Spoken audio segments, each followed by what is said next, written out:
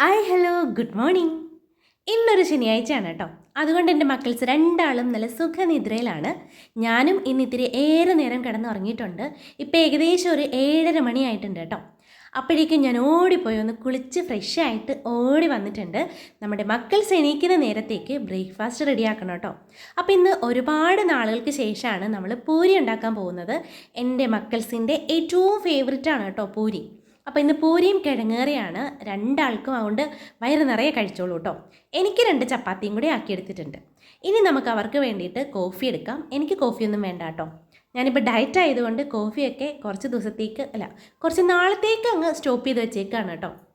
അങ്ങനെ നല്ല ചൂട് കോഫിയും ചപ്പാത്തിയും പൂരിയൊക്കെ ആയിട്ട് ഞങ്ങൾ നേരെ ടി വിയുടെ മുമ്പിലേക്ക് വന്ന് അങ്ങനെ അങ്ങോട്ട് ഇരുന്നു കേട്ടോ.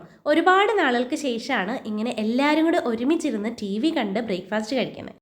അപ്പോൾ ഇന്ന് ഇത്രയേ ഉള്ളൂ. Tata bye, see U.